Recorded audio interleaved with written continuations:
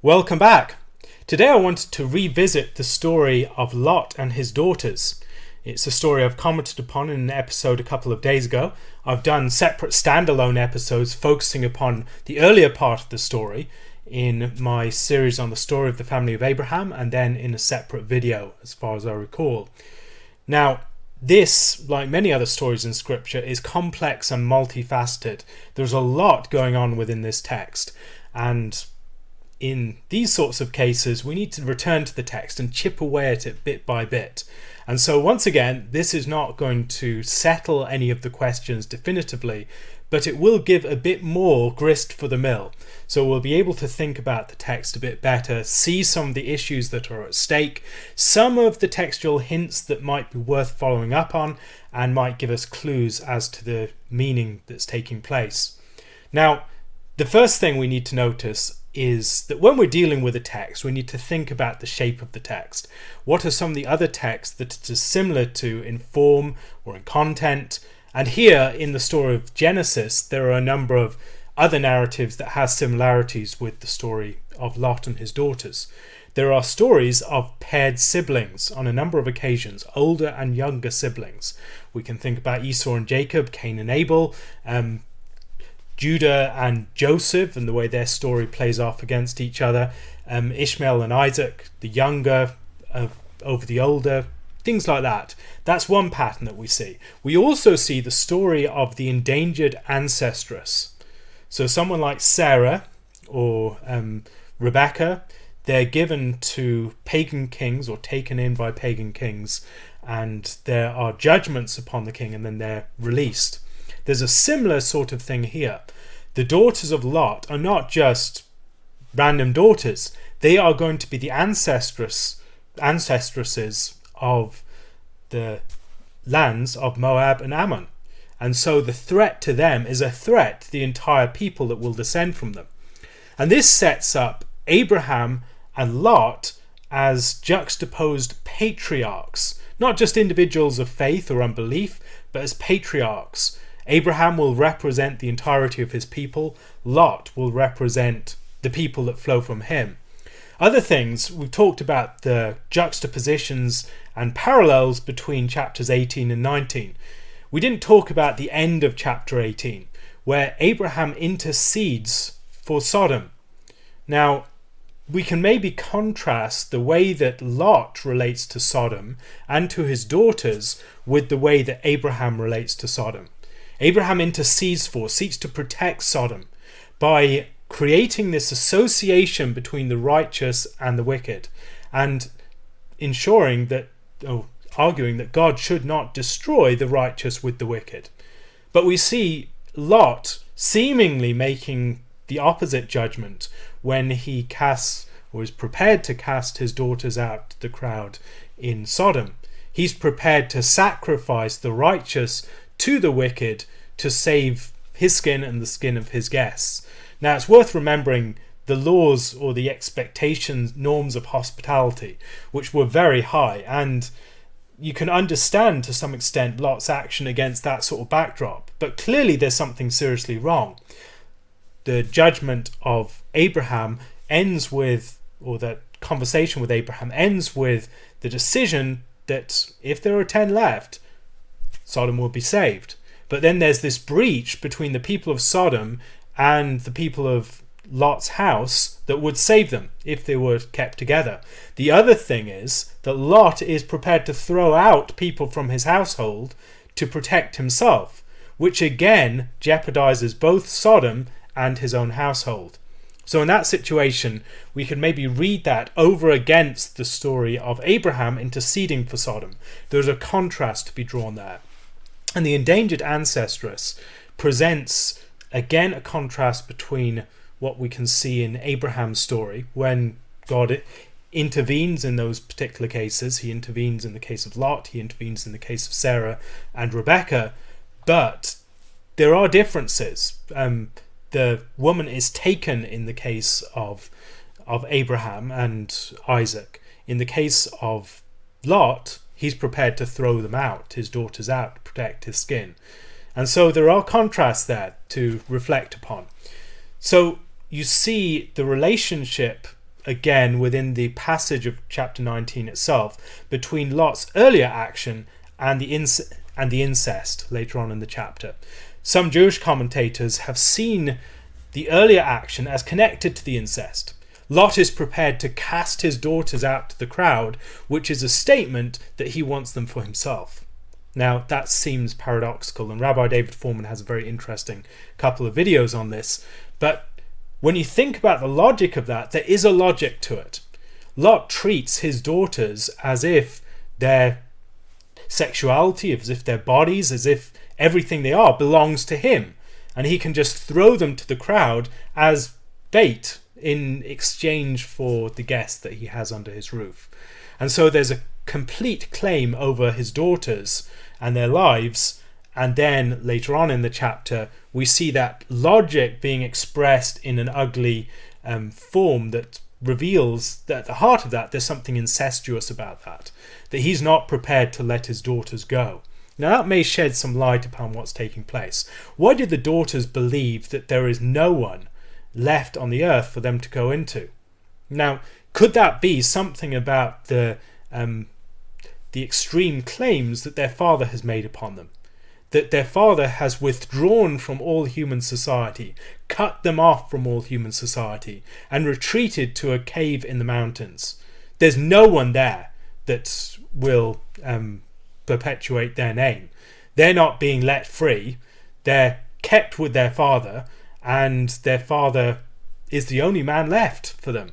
And maybe that's part of what's taking place. And we can see a twofold picture of the perversion of Lot's relationship with his daughters there. Maybe that's what's going on.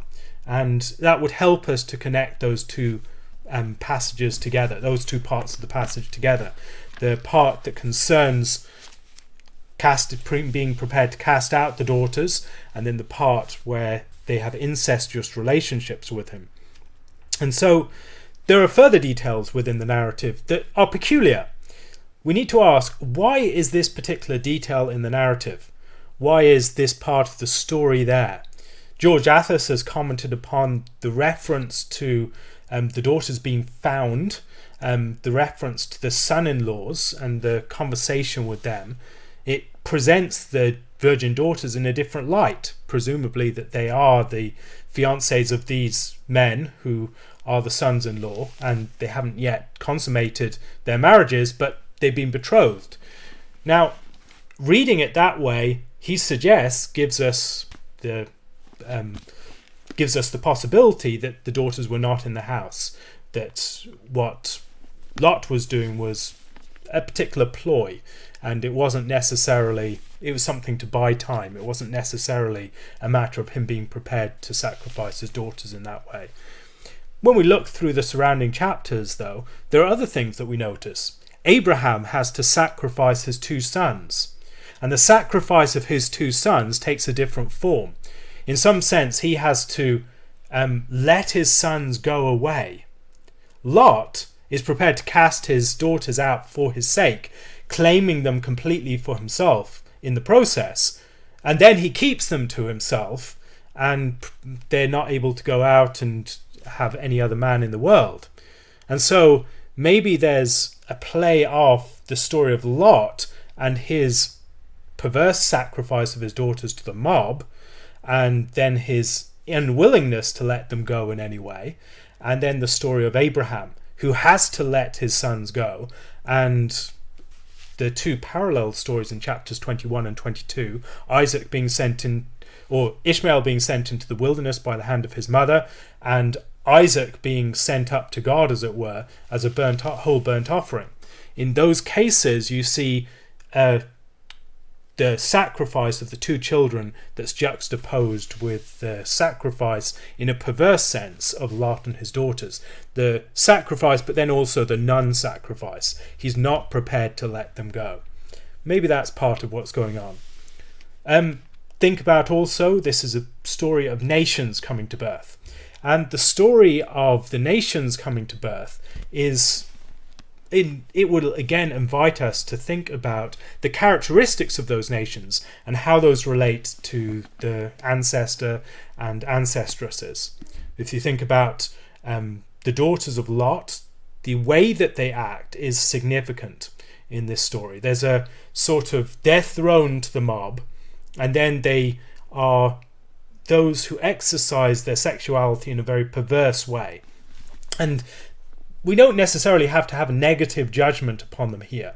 Their motives seem to be fairly good.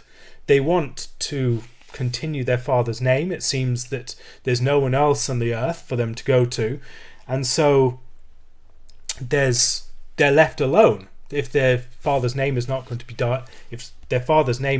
die out, they have to practice some sort of weird form of levirate relationship with their father. And then I've noted the parallels between this and the story of Tamar and Judah. Again, a case where a woman is prevented from having relations by her father-in-law, in that case, because he's not giving Shelah to Tamar. Tamar's just waiting around, and Shelah's not being given to her. So it seems that on the one hand, Shelah's not being married off, and Tamar's not having relations. So it seems like the father's name is about to die out. And here you have something similar, and there are some dramatic actions taken where the woman takes matters into her own hands and tries to address the problem. And so the statement upon the actions of the women in this case, the daughters of Lot, I think is a bit more ambivalent. It's not straightforwardly bad. There are ways in which we can see noble and positive motivations for what they're doing, but yet it's clearly perverse in other ways. This is not a positive situation. This is not the way things ought to be. And so when we're reading through the story of Scripture, I think it's important that we see situations that have an ambivalence to them. I think another example of this could be the deception of Isaac by Jacob. And in that particular story, there is an ambivalence to it. There are negative features on all sides. And it's not straightforwardly that one party is in the right, one party is in the wrong. There are far more complicated features to that story. And we need to move beyond that sort of good-bad analysis and think a bit more carefully about some of the more subtle shading of the narrative, and how there can be mixed motivations, how the motivations that are in principle good can lead people to tragic actions, etc. Now, other things to note, that there is a sort of Cheryl Exum has suggested that there's a sort of incestuous fantasy of Lot, and that we see within the text this sort of Freudian covering over this perverse fantasy to have incestuous relationships with his daughters. Now, I think that's stretching the text, but there is something there that suggests that that relationship, incestuous relationship with his daughters, is expressive to some extent or other of Lot's relationship with his daughters more broadly. And I've hinted at that at various points. The way that he relates to them in the story of Sodom, where he almost claims complete possession over them, and at the same time refuses to protect them. He's not acting towards them as a father. He's acting towards them as those who are his complete possession. He's not prepared to let them go in that sense. He owns them. He's not prepared to let them go out and marry other men later on in the story. And those two things are related. There's a pattern there, that there's a turning in of the history upon itself. And so Lot's story ends up in a cave, a place of death, and there is this incestuous relationship that I think is related to what happens earlier on, a turning in of the story upon itself. Now, we've noted already the relationship between this and the story of Judah and Tamar, but then also the story of Ruth and Boaz. In both of these cases, women are plotting to preserve the family line. You see that in the story of Lot's daughters, but then also in the story of Naomi and Ruth in the relationship with Boaz. The further details, the man has been drinking and he's laying down and relaxed. And then in the story of Ruth, again, the woman seeks out the man and she lies down beside the man. And then the woman receives seed from the man, and then the woman receives a son. We see also in that story of Ruth that the description of Ruth's departure might remind us to some degree of the departure of the daughters of Lot from him. So she lay at his feet until the morning, but arose before one could recognize another. And he said, "Let it not be known that the woman came to the threshing floor." Now, in the story of Lot and his daughters, how are we supposed to recognize Lot's part in it? Is Lot completely innocent of what's taken place? Is he completely unaware? Well, I think there are suggestions that this is expressive of something of his relationship with his daughters. There's an ironic reversal, but also a continuation of the logic of the relationship with his daughters that exists earlier in the text. And my thinking has moved a bit on this. I formerly was a bit more minded to have a positive impression of Lot having a particular ploy, and he was trying to deceive the crowd. I'm not so sure of that now. I think there's more going on in this that would suggest that there is a perverse intent or perverse relationship between Lot and his daughters more generally, and that the logic of that is playing out later on. In the story of Lot and his daughters, and in the story of Ruth and Boaz, there is a sort of levirate dynamic playing out. And in that dynamic, there's a sort of calling back to the story of Lot and his daughters.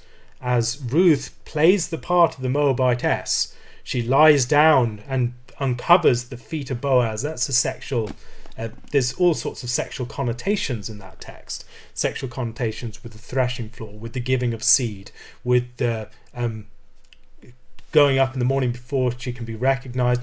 All of this looks back to the story of Genesis chapter 19. So she's playing out the Moabitess story, but there's something more going on here.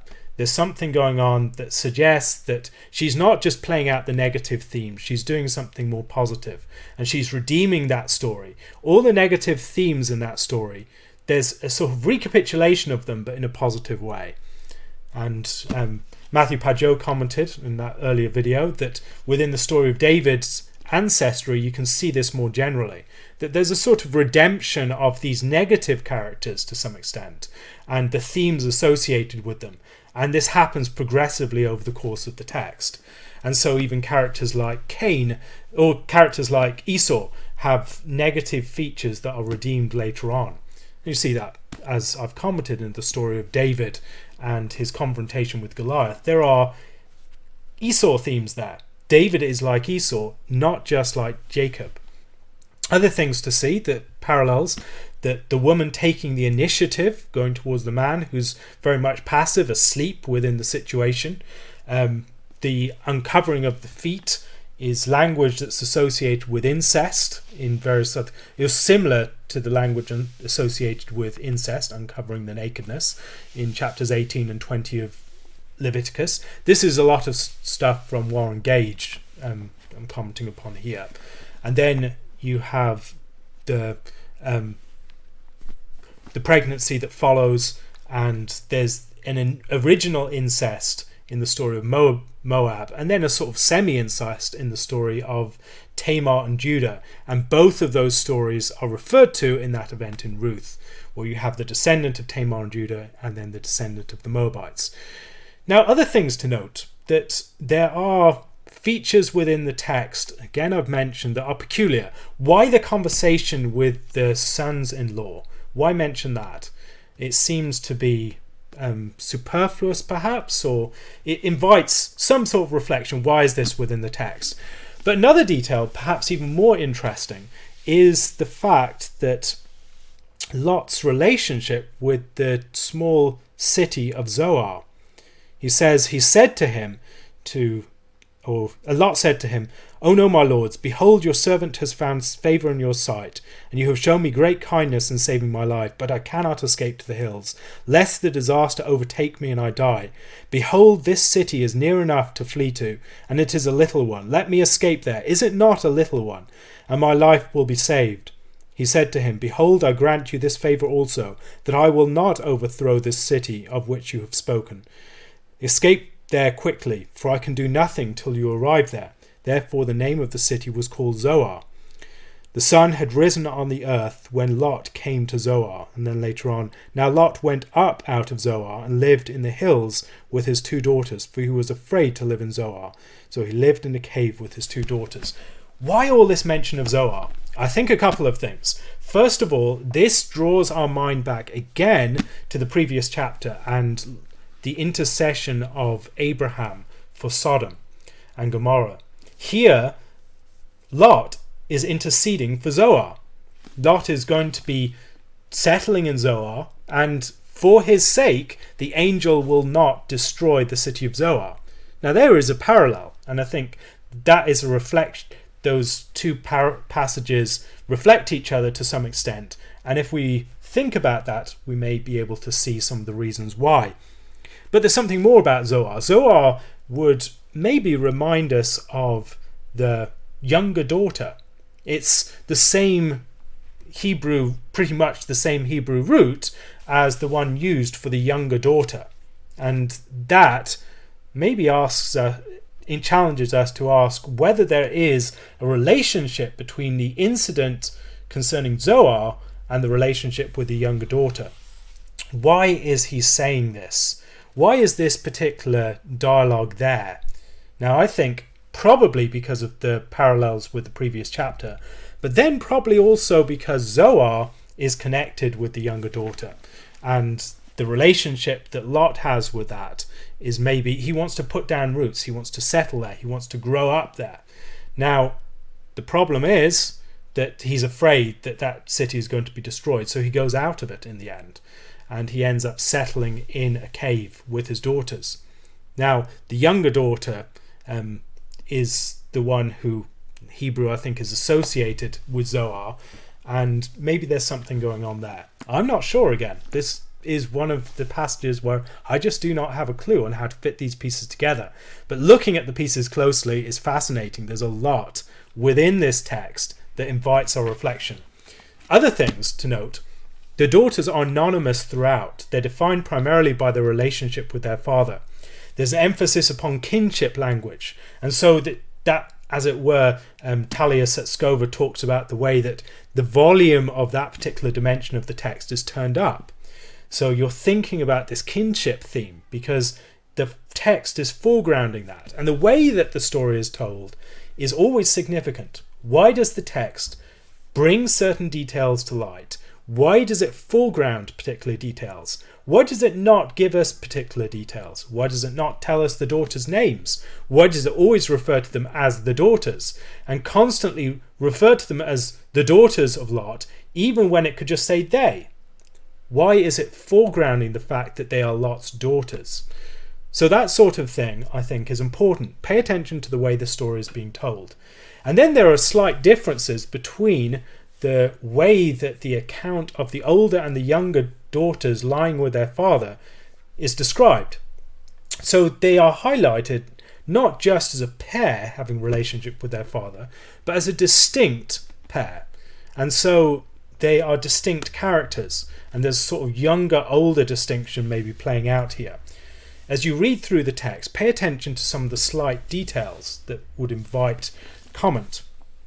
In verse 32, or verse 31, the firstborn said to the younger, "Our father is old, and there is not a man on earth to come into us after the manner of all the earth.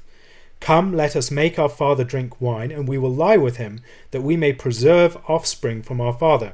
So they made their father drink wine that night, and the firstborn went in and lay with her father. He did not know when she lay down or when she arose. The next day the firstborn said to the younger, "Behold, I lay last night with my father. Let us make him drink wine tonight also.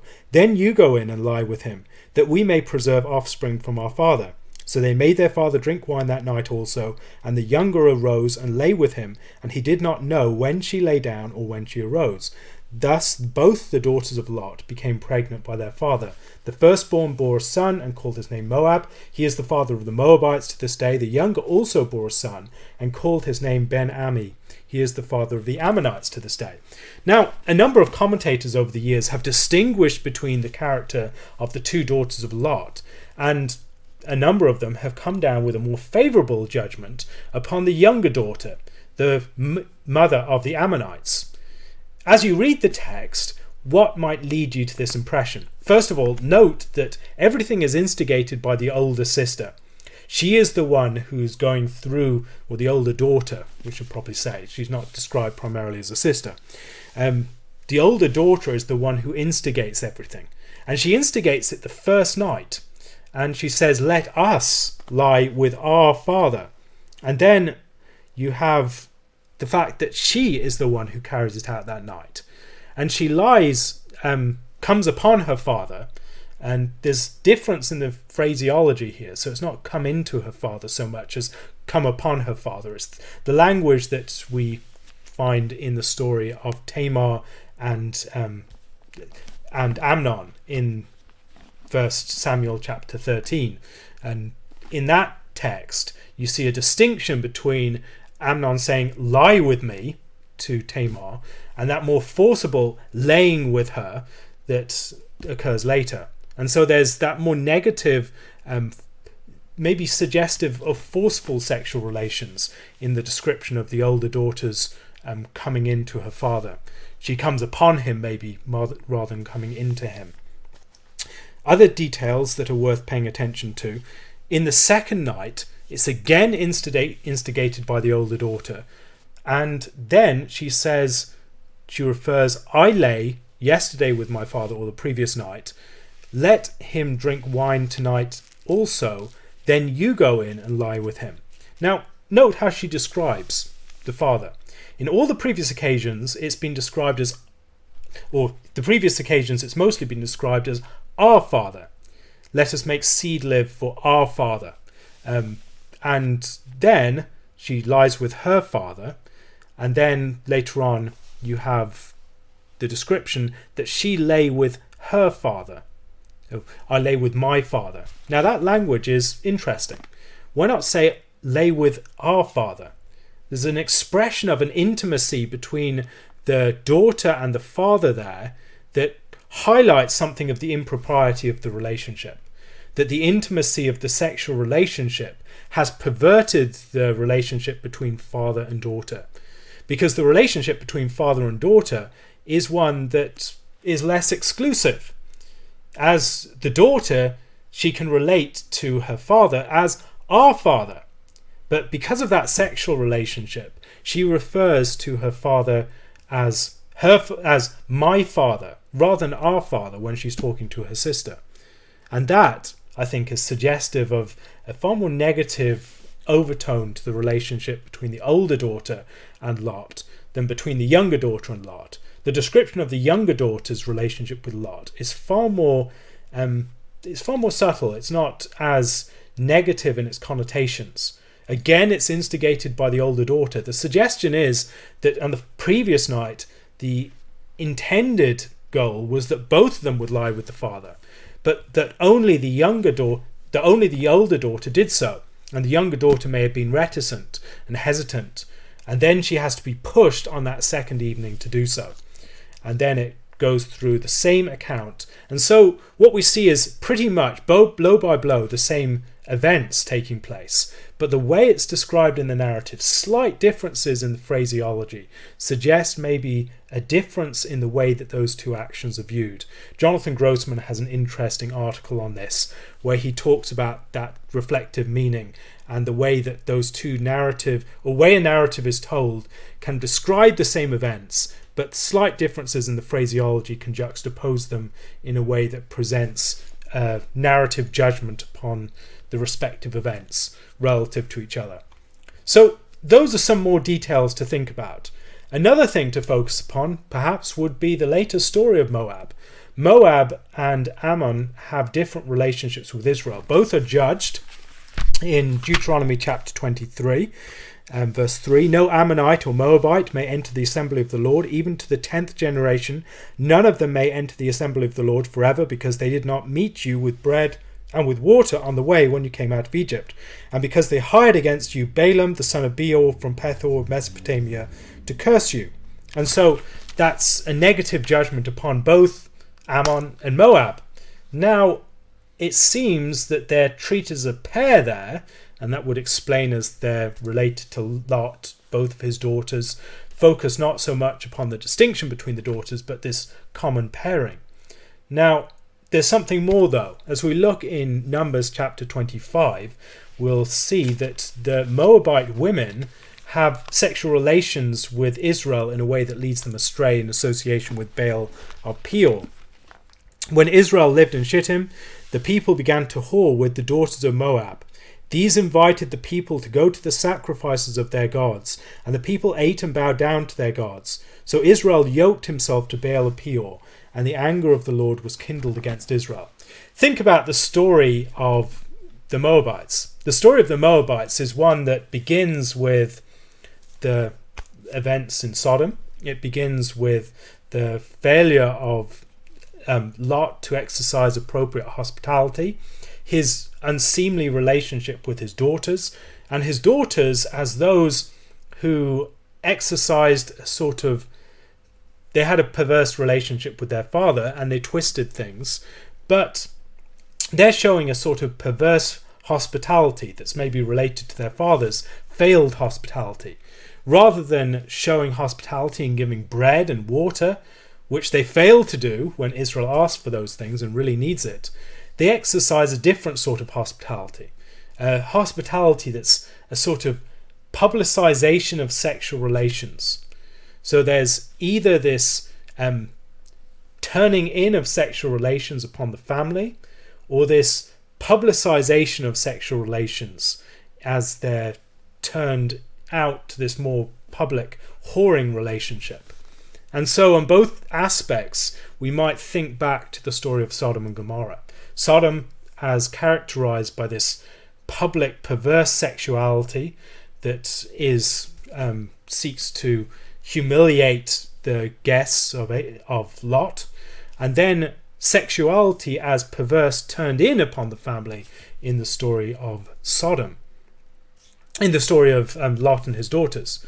Now all of this again should be read against the background of Abraham. Abraham is his sexuality is, as it were, pruned in circumcision, and so there's a preparation of his body and his sexuality for appropriate sexual relations. His wife's womb is opened up, and so there are lots of sexual themes playing in these texts that need to be attended to. And the later story of Moab with their unseemly sexual relations again is probably looking back to this passage, and that helps us again to think more about the story of Ruth, because Ruth seems she has these characteristics.